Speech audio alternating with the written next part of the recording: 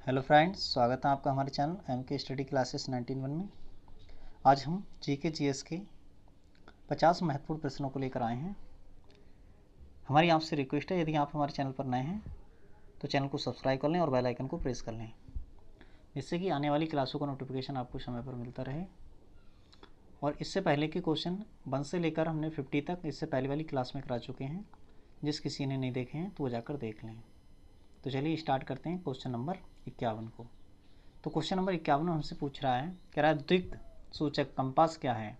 तो option A में है दिशा सूचक यंत्र, ऑप्शन बी में है मानचित्र मापक, ऑप्शन सी में है ए और बी दोनों, ऑप्शन डी इनमें से कोई नहीं। तो इसका राइट आंसर हो जाएगा दिशा सूचक यंत्र।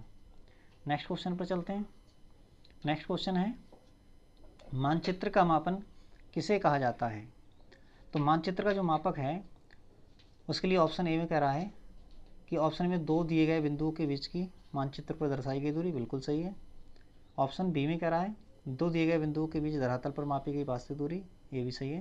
तो इसका राइट आंसर हो जाएगा ऑप्शन सी, ए और बी दोनों। नेक्स्ट क्वेश्चन पर चलते हैं। नेक्स्ट क्वेश्चन कह रहा है हमसे, लघु मापक या मापनी का प्रयोग कब किया जाता है। तो लघु मापक या मापनी का प्रयोग हम कब करते हैं। नंबर ए ऑप्शन में कह रहा है जब दो छोटे छोटे क्षेत्रों को कागज पर दिखाया जाता है, और ऑप्शन बी में कह रहा है जब दो पर्वतों को कागज पर दिखाना होता है। ऑप्शन सी में कह रहा है जब बड़े क्षेत्र वाले भागों को कागज पर दिखाना होता है। ऑप्शन डी में कह रहा है ए और बी दोनों।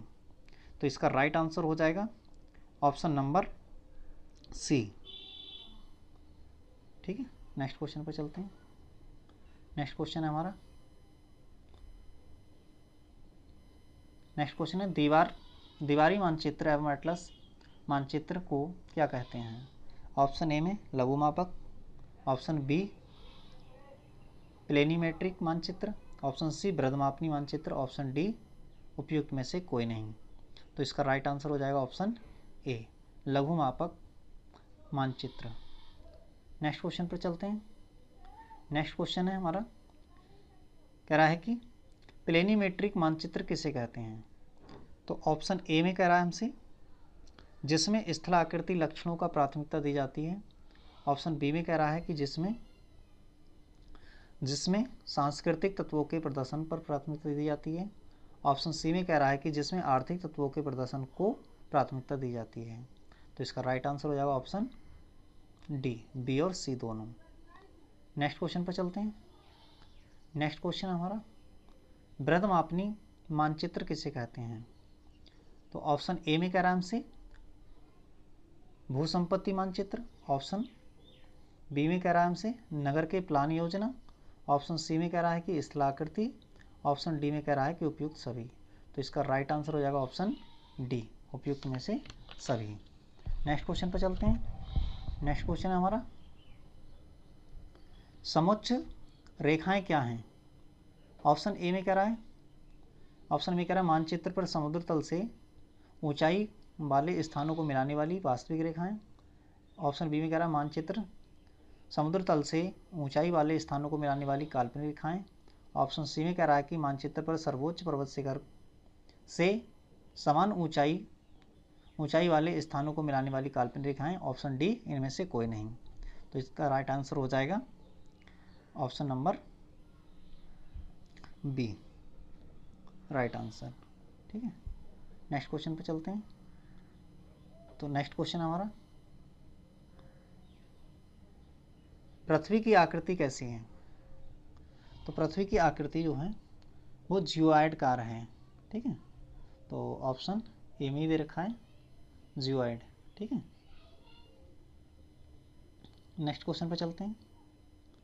नेक्स्ट क्वेश्चन है, भौगोलिक ग्रिड में कितने प्रकार की रेखाएं हैं। तो भौगोलिक ग्रिड में 2 प्रकार की रेखाएं हैं। ठीक है, तो इसका राइट आंसर हो जाएगा ऑप्शन नंबर ए। ठीक है, कौन कौन सी रेखा होती हैं, एक तो क्षैतिज रेखाएं होती हैं और ऊर्ध्वाधर रेखाएं होती हैं। ठीक है, नेक्स्ट क्वेश्चन पे चलते हैं। विषुवत व्रत किसे कहते हैं। ऑप्शन ए में कह रहा है उत्तरी ध्रुव पर खींची गई काल्पनिक रेखाएं, दक्षिणी ध्रुव पर खींची गई काल्पनिक रेखाएं, दोनों ध्रुवों के मध्य समान दूरी पर खींचेगी काल्पनिक रेखाएं उपयुक्त सभी।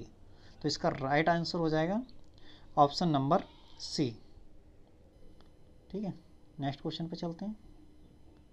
नेक्स्ट क्वेश्चन क्या है? नेक्स्ट क्वेश्चन को देखते हैं। अक्षांश रेखा किसे कहते हैं? ऑप्शन ए में कह रहा है हमसे उत्तरी एवं दक्षिणी ध्रुव को मिलाने वाली रेखाएं, भूमध्य रेखा के एक समान कोणीय दूरी वाले स्थानों को मिलाने वाली रेखाएं। ऑप्शन सी में कह रहा है हमसे भूमध्य रेखा से एक समान कोणीय दूरी वाले स्थानों को मिलाने वाली रेखाएं। ऑप्शन डी कह रहा है उपयुक्त में से सभी। तो इसका राइट आंसर हो जाएगा ऑप्शन नंबर बी। ठीक है, ऑप्शन बी इसका राइट आंसर हो जाएगा, ऑप्शन नंबर बी। ठीक,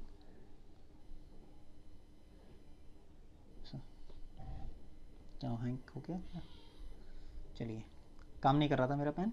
ठीक है, तो अब चलते हैं हम नेक्स्ट क्वेश्चन पर। नेक्स्ट क्वेश्चन हमारा भूमध्य रेखा पर एक अक्षांश की लंबाई कितनी होती है? ठीक है, तो एक अक्षांश की लंबाई कितनी होती है? 111 किलोमीटर लगभग मानी जाती है। ठीक है, इतनी दूरी होती है। तो अगर ये भारत है हमारा, ठीक है, ये क्या है? हमारी ग्लोब है। अब ग्लोब में क्या है? ऐसी ऐसी जो खड़ी रेखाएं हैं इनको देशांतर रेखाएं कहते हैं। ठीक है, और ऐसी ऐसी जो वर्टिकली लाइन है, क्षैतिज रेखाएं, इनके लिए हम कहते हैं क्षैतिज रेखाएं। ठीक है, अक्षांश रेखाएं। तो इसका राइट आंसर हो जाएगा option A, 111 kilometre. Next question पर चलते हैं। नेक्स्ट क्वेश्चन है महान मध्याह्न रेखा प्राइम मीडियन किसे कहते हैं? जिस अक्षांश रेखा के संदर्भ में अन्य अक्षांश रेखाओं की गणना की जाती है। ऑप्शन बी में कह रहा है जिस देशांतर रेखा के संदर्भ में अक्षांश रेखाओं की गणना की जाती है। ऑप्शन सी में कह रहा है कि जिस देशांतर रेखा के संदर्भ में अन्य देशांतर रेखाओं की गणना की जाती है। ऑप्शन डी में कह रहा है कि जिस अक्षांश रेखा के संदर्भ में देशांतर रेखाओं की गणना की जाती है। तो इसका राइट आंसर हो जाएगा हमारा ऑप्शन नंबर सी, जिस देशांतर रेखा के संदर्भ में अन्य देशांतर रेखाओं की गणना की जाती है वही प्रधान रेखा होती है। ठीक है, नेक्स्ट क्वेश्चन पर चलते हैं। नेक्स्ट क्वेश्चन है देशांतर रेखा किसे कहते हैं? अभी हमने बताया था देशांतर रेखा तो भूमध्य रेखा से एक समान कोणीय दूरी वाले स्थानों को मिलाने वाली काल्पनिक रेखाएं, उत्तरी और दक्षिणी ध्रुव को मिलाने वाली काल्पनिक रेखाएं हैं। तो पहला भी सही है और दूसरा भी सही है, तो इसका राइट आंसर ऑप्शन सी हो जाएगा। नेक्स्ट क्वेश्चन पर चलते हैं। नेक्स्ट क्वेश्चन है हमारा ग्रीनविच मध्याह्न रेखा गुजरती है। तो ग्रीनविच जो मध्याह्न रेखा है वो भारत के बीचे बीच से गुजरती है, लेकिन लंदन से होकर गुजरती है। ठीक है, अच्छा, नेक्स्ट क्वेश्चन पर चलते हैं। पश्चिमी व पूर्वी देशांतर रेखाएं किसे कहते हैं? पश्चिमी और पूर्वी देशांतर रेखाएं जो हैं, अब ऑप्शन ए में कह रहा है हमसे 180 देशांतर के क्रमशः पूर्व एवं पश्चिम में स्थित रेखाएं देशांतर रेखाएं, और ऑप्शन बी में कह रहा है कि 0 डिग्री देशांतर रेखा के पूर्व एवं पश्चिम में स्थित रेखाएं। ऑप्शन सी में कह रहा है 0 डिग्री अक्षांश क्रमशः उत्तर एवं दक्षिण में स्थित देशांतर, और ऑप्शन डी में कह रहा है 0 डिग्री देशांतर के क्रमशः पश्चिम और पूर्व में स्थित रेखाएं। तो पूर्वी और पश्चिमी जो देशांतर है, तो इसका राइट आंसर हो जाएगा ऑप्शन नंबर बी, 0 डिग्री देशांतर के क्रमशः पूर्व और पश्चिम में स्थित रेखाओं को हम पूर्वी एवं पश्चिमी देशांतर कहते हैं।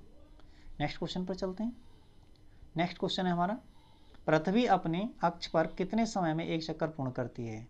तो पृथ्वी अपने अक्ष पर 24 घंटा में अपना एक चक्कर पूर्ण कर लेती है। नेक्स्ट क्वेश्चन पर चलते हैं। Next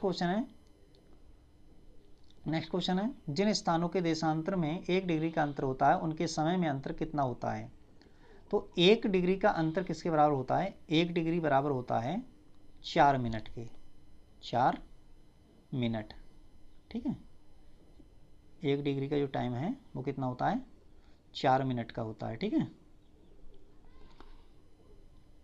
4 minute. तो इसका ऑप्शन कौन सा हो जाएगा? इसका राइट आंसर हो जाएगा ऑप्शन ए। नेक्स्ट क्वेश्चन पर चलते हैं। नेक्स्ट क्वेश्चन है क्या कारण है कि पूर्व में स्थित स्थानों पर सूर्योदय पहले होता है? ऑप्शन ए में कह रहा है कि पृथ्वी पूर्व से पश्चिम को घूमती है। पृथ्वी पूर्व से पश्चिम घूमती है, गलत। ऑप्शन बी में कह रहा है कि पृथ्वी पश्चिम से पूर्व घूमती है, ये तो सही बात है, ठीक है। तो ऑप्शन सी में कह रहा है कि ए और बी दोनों, ठीक है। तो इसका राइट आंसर हो जाएगा ऑप्शन बी। नेक्स्ट क्वेश्चन पर चलते हैं। नेक्स्ट क्वेश्चन है हमारा, स्थानीय समय, लोकल टाइम किसे कहते हैं। ऑप्शन ए में कह रहा है हमसे, जब सूर्य किसी स्थान के देशांतर के ठीक ऊपर होने पर स्थानीय घड़ी में दर्शाने वाला समय। ऑप्शन बी में कह रहा है, जब सूर्य किसी स्थान के देशांतर के ठीक पूर्व में होने पर स्थानीय घड़ी में दर्शाने वाला समय।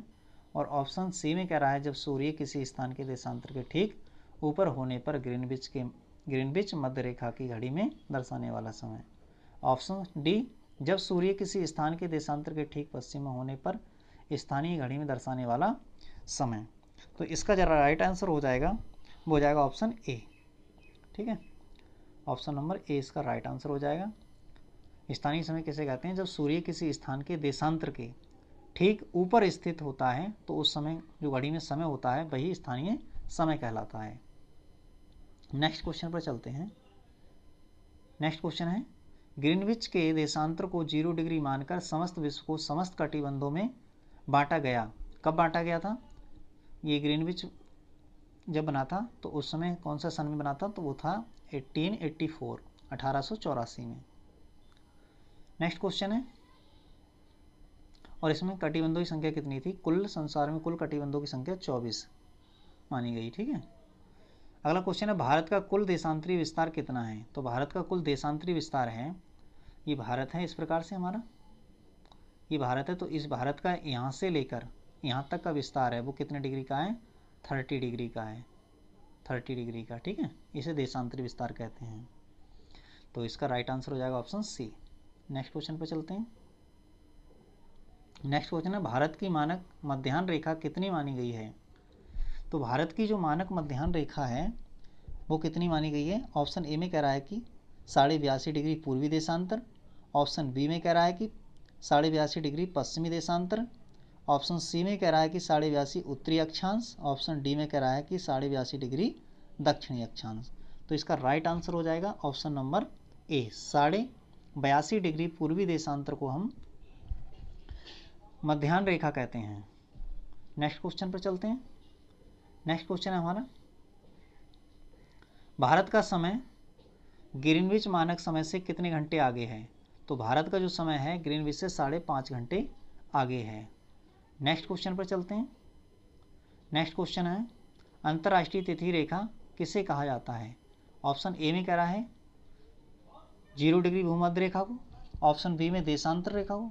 ऑप्शन सी 180 डिग्री देशांतर, और ऑप्शन डी में 82.5 डिग्री देशांतर। तो इसका राइट आंसर हो जाएगा ऑप्शन नंबर डी, 82.5 डिग्री देशांतर रेखा को, ठीक है। नेक्स्ट क्वेश्चन पर चलते हैं। सॉरी, इसमें क्या क्वेश्चन था? अंतर्राष्ट्रीय तिथि रेखा को किसे कहते हैं? तो इसका राइट आंसर हो जाएगा ऑप्शन नंबर सी, 180 डिग्री देशांतर रेखा को हम अंतर्राष्ट्रीय तिथि रेखा कहते हैं। नेक्स्ट क्वेश्चन पर चलते हैं। नेक्स्ट क्वेश्चन हमारा, सूर्यातप किसे कहते हैं? ऑप्शन ए में कह रहा है हमसे पृथ्वी से बाह्य अंतरिक्ष में सूर्य से प्राप्त ऊर्जा। ऑप्शन बी में कह रहा है पृथ्वी के ऊपरी वायुमंडल में सूर्य से प्राप्त ऊर्जा। पृथ्वी के धरातल पर सूर्य से प्राप्त ऊर्जा। तो इसका राइट आंसर हो जाएगा option number C. Next question पर चलते हैं। नेक्स्ट क्वेश्चन हमारा, सूर्यतप सर्वाधिक कहाँ प्राप्त होता है? अब देखिए, सर्वाधिक जो गर्मी पड़ती है वो भूमध्य रेखा पर पड़ती है, तो वहाँ पर सूर्य का ताप भी सबसे अधिक होगा। तो ऑप्शन ए इसका राइट आंसर हो जाएगा, भूमध्य रेखा। नेक्स्ट क्वेश्चन पर चलते हैं। नेक्स्ट क्वेश्चन है, ध्रुवों की ओर सूर्यतप की मात्रा कम होने का कारण क्या है? ध्रुवों की ओर सूर्य की किरणों का लंबवत होना, ध्रुवों की ओर सूर्य की किरणों का तिरछा होना। ऑप्शन सी में ए और बी दोनों, और ऑप्शन डी उपयुक्त में से कोई नहीं। तो इसका राइट आंसर हो जाएगा ऑप्शन नंबर बी, ठीक है। यहाँ पर जो है ना किरणें तिरछी पड़ती हैं, राइट आंसर हो जाएगा ऑप्शन बी। ध्रुवों की ओर जाने पर सूर्य की किरणें तिरछी हो जाती हैं, इसलिए वहाँ पर सूर्यताप कम होने लगता है। नेक्स्ट क्वेश्चन पर चलते हैं। नेक्स्ट क्वेश्चन है ध्रुवों पर विषुवत रेखा का कितना प्रतिशत सूर्यताप प्राप्त होता है। तो ध्रुवों पर कम ताप प्राप्त होगा, तो इसका ऑप्शन नंबर ए में कह रहा है 20%, सॉरी ऑप्शन ए में 20%, ऑप्शन बी में 30%, ऑप्शन सी में 40%, ऑप्शन डी में 10%। तो इसका राइट आंसर हो जाएगा 40%। नेक्स्ट क्वेश्चन पर चलते हैं। पृथ्वी के धरातल पर सूर्यताप का वितरण किसके अनुसार अलग अलग होता है। जो पृथ्वी पर सूर्य का ताप है किसके कारण अलग अलग होता है, डिफरेंस होता है। तो अभी बताया था हमने किस कारण होता है। ऑप्शन ए में दे रखा है देशांतर के अनुसार, ऑप्शन बी में कह रहा है अक्षांश के अनुसार, ऑप्शन सी में कह रहा है ए और बी दोनों के अनुसार, और ऑप्शन डी में कह रहा है हमसे उपयुक्त में से कोई नहीं। तो इसका राइट आंसर हो जाएगा ऑप्शन नंबर बी, अक्षांश के अनुसार। ठीक है, नेक्स्ट क्वेश्चन पर चलते हैं। नेक्स्ट क्वेश्चन है सूर्य ताप के वितरण पर वायुमंडल की किन क्रियाओं का प्रभाव पड़ता रहता है। तो परावर्तन का, ऑप्शन बी प्रकीर्णन का, ऑप्शन सी अवशोषण का, ऑप्शन डी उपयुक्त में से सभी। तो इसका राइट आंसर हो जाएगा ऑप्शन नंबर डी, सभी का प्रकाश वातावरण पर प्रभाव पड़ता है। ठीक है, नेक्स्ट क्वेश्चन पर चलते हैं। नेक्स्ट क्वेश्चन है कटिबंधों का सीमांकन किसके आधार पर किया जाता है। अब कटिबंध कितने बताए थे अभी, 24 होते हैं। ठीक है, तो इसका किसके आधार पर इसको बांटा गया है ये पूछ रहा है हमसे। ठीक है, तो ऑप्शन ए में अक्षांश के आधार पर, ऑप्शन बी में देशांतर के आधार पर, ऑप्शन सी में ए और बी दोनों के आधार पर। तो इसका राइट आंसर हो जाएगा अक्षांशों के आधार पर। ठीक है, क्वेश्चन नंबर, इसका राइट आंसर हो जाएगा option number A. Next question है हमारा कटिबंधों को कितने भागों में विभाजित किया गया है। Option A 5, option B 3, option C 4 और ऑप्शन डी 6। तो इसका राइट आंसर हो जाएगा option number B 3। Next question पर चलते हैं। नेक्स्ट क्वेश्चन कटिबंधों को कितने भागों में बांटा गया है, 3 भागों में बांटा गया है यहाँ पर। ठीक है, नेक्स्ट क्वेश्चन भूमध्य रेखा ग्लोब को कितने समान भागों में विभाजित करती है। ऑप्शन ए में कह रहा है 2, option B 3, option C 4, option D 5। तो यहाँ पर राइट आंसर हो जाएगा इसका ऑप्शन नंबर ए, 2 भागों में बांटा गया है। ठीक है, तो ग्लोब को कितने भागों में बांटा गया है, 2 भागों में। तो कोई भी ग्लोब है, ये अगर ग्लोब है तो इसमें एक तो देशांतर रेखाएं होती हैं इस प्रकार से, और इस प्रकार से भूमध्य रेखा हो गई, इधर ये अन्य रेखाएं हो गई। ठीक है, क्षैतिज रेखाएं। तो इस प्रकार से 2 भागों में बांटा गया है। नेक्स्ट क्वेश्चन पर चलते हैं।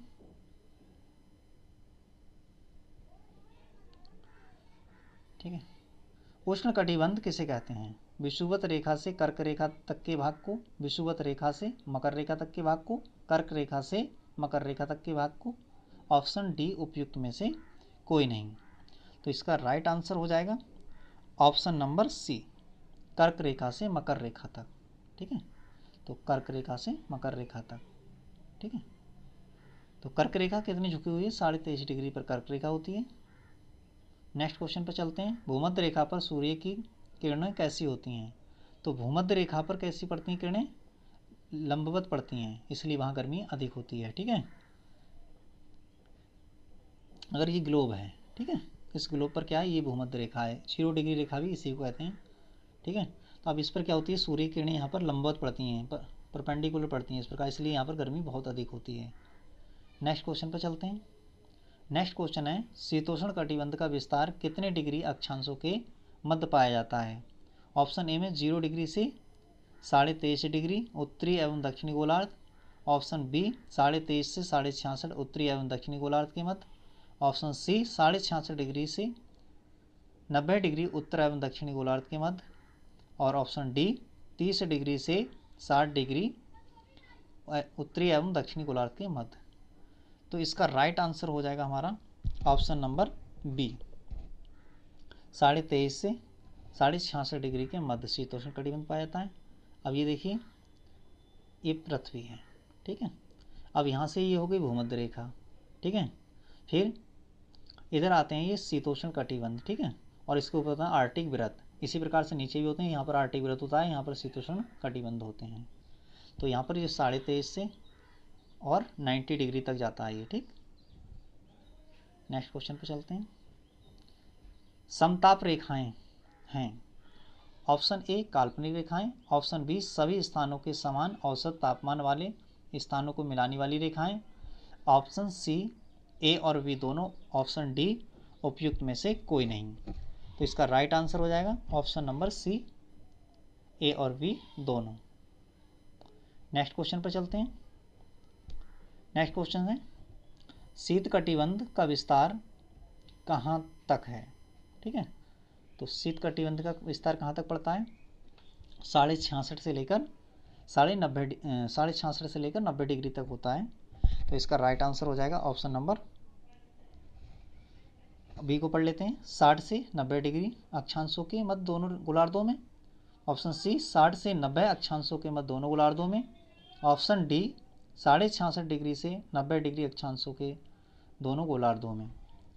तो इसका राइट आंसर हो जाएगा हमारा ऑप्शन नंबर डी हो जाएगा, इसमें सभी सही हैं, ठीक है। सॉरी, ये वाला सही है हमारा, डी वाला 66.5 से लेकर 90 डिग्री अक्षांश के मध्य, ठीक है। ये वाला क्यों नहीं हुआ, क्योंकि इसमें उत्तरी गोलार्ध लिखा है, ठीक है, दोनों गोलार्धों में होता है, इसलिए ऑप्शन ए नहीं हुआ। क्वेश्चन नंबर 90 है, कह रहा है कि ध्रुवों के पास कितने दिनों की दिन और रात होती है, यानी कितने समय का, ठीक है, पूछ रहा है, दिन और रात होती है।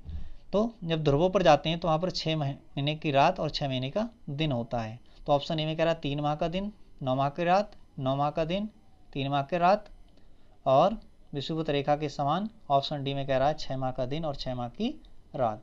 ये राइट आंसर हो जाएगा। नेक्स्ट क्वेश्चन पर चलते हैं। नेक्स्ट क्वेश्चन है, भारत के किस भाग से कर्क रेखा गुजरती है। भारत के लगभग मध्य से, भारत के पूर्व पश्चिम दिशा से, भारत के 23.5 डिग्री उत्तरी अक्षांश से और उपयुक्त सभी। तो इसका राइट आंसर हो जाएगा ऑप्शन नंबर डी, उपरोक्त सभी। नेक्स्ट क्वेश्चन पर चलते हैं। नेक्स्ट क्वेश्चन है हमारा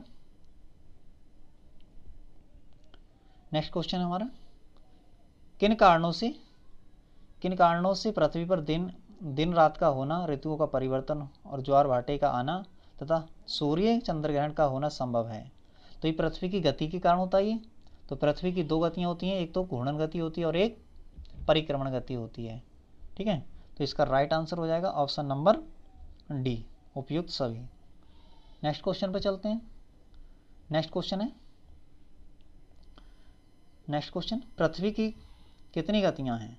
तो पृथ्वी की गति 2 होती हैं, परिक्रमण गति और घूर्णन गति। नेक्स्ट क्वेश्चन पर चलते हैं। पृथ्वी की घूर्णन गति किसे कहते हैं। तो घूर्णन गति क्या होती है, पृथ्वी द्वारा अपनी धुरी पर पूर्व से पश्चिम की दिशा में घूमना। पूर्व से पश्चिम नहीं घूमती है, पश्चिम से पूर्व घूमती है पृथ्वी, ठीक है। ऑप्शन बी में कह रहा है पृथ्वी द्वारा अपनी धुरी पर पश्चिम से पूर्व की दिशा में घूमना। यही राइट आंसर हो जाएगा इसका, ठीक है, option number B. Next question पर चलते हैं। नेक्स्ट क्वेश्चन है,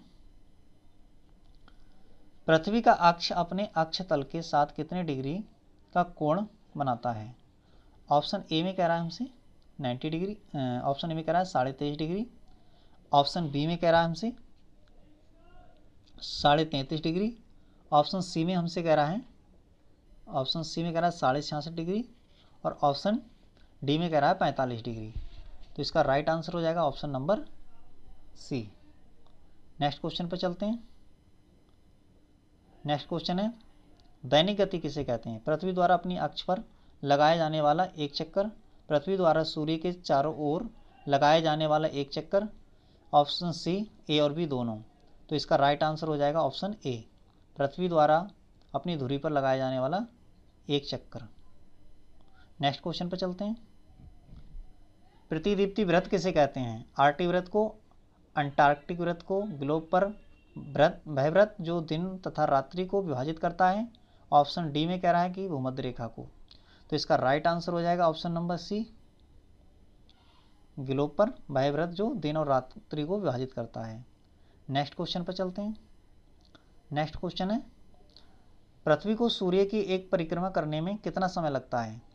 तो पृथ्वी सूर्य का चक्कर लगाती है 365 दिन 6 घंटे में, तो इसका right answer option number B हो जाएगा। नेक्स्ट क्वेश्चन पर चलते हैं, लीप वर्ष किसे कहते हैं? तो वह वर्ष जिसमें फरवरी माह में 29 दिन होते हैं, सही बात है। वह वर्ष जिसमें 366 दिन होते हैं, ये भी सही है। ऑप्शन सी, ए और बी दोनों, तो इसका राइट आंसर हो जाएगा सी, ए और बी दोनों। नेक्स्ट क्वेश्चन पर चलते हैं, किन कारणों से ऋतुओं में परिवर्तन होता है? तो ऑप्शन ए कह रहा है कि पृथ्वी की घूर्णन गति के कारण, पृथ्वी की परिक्रमण गति के कारण। तो ऋतुओं में परिवर्तन किस कारण होता है? पृथ्वी की परिक्रमण गति के कारण। ऑप्शन नंबर इसका हो जाएगा राइट आंसर बी वाला, ठीक है, ये राइट आंसर हो जाएगा। तो कैसी लगी आपको ये क्लास, कमेंट बॉक्स में ज़रूर बताएं, और अभी तक आपने चैनल को सब्सक्राइब नहीं किया तो चैनल को सब्सक्राइब कर लें, लाइक करें, शेयर करें। Thank you for watching this.